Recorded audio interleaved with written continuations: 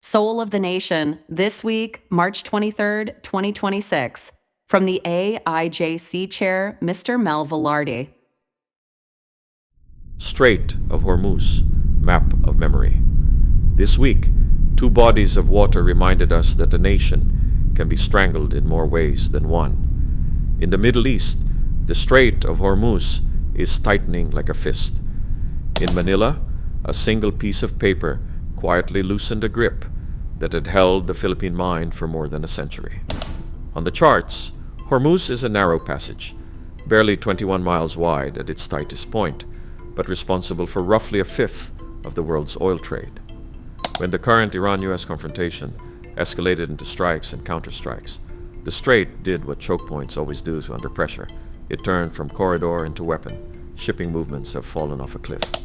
Analysts now warn that oil, already past $100 a barrel, could plausibly remain in the $120 to $150 range if the crisis settles into a protracted standoff.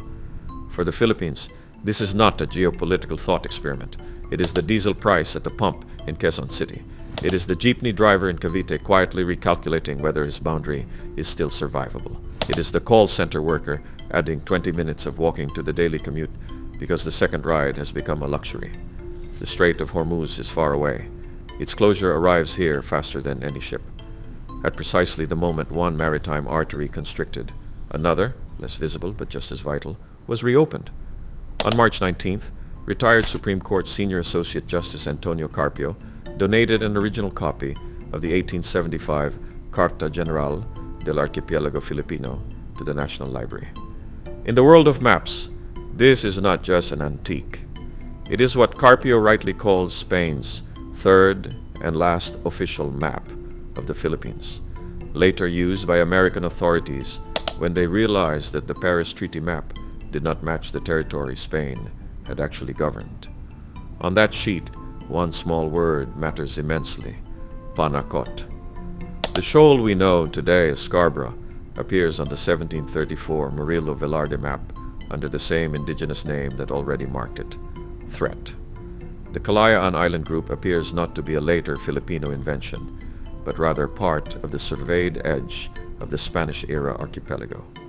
Taken together with earlier maps, the 1875 Carta General completes a chain of documentary continuity from the 18th to the late 19th century.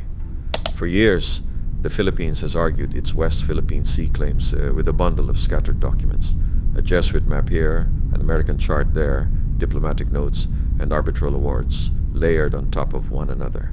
What Carpio has now placed in public custody is not simply another exhibit. It is a missing central piece of the story, an official Spanish synthesis that both Madrid and Washington effectively treated as the real map of what was ceded. Hormuz and the West Philippine Sea seem like different conversations. They are not. They are two expressions of the same underlying question: who controls the world's nervous system of navigation? In the Gulf, the contest is over tankers and missiles. In our own sea, the contest has been over names, narratives, and the slow erasure of memory.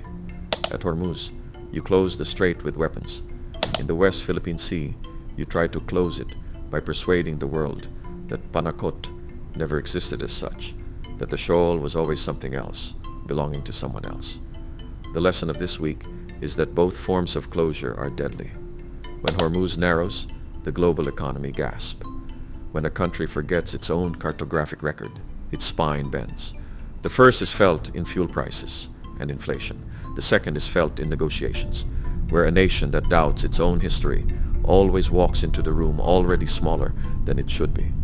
By donating the 1875 Carta General, Carpio has done for our legal and historical nervous system what the world is now begging to be done in the Gulf.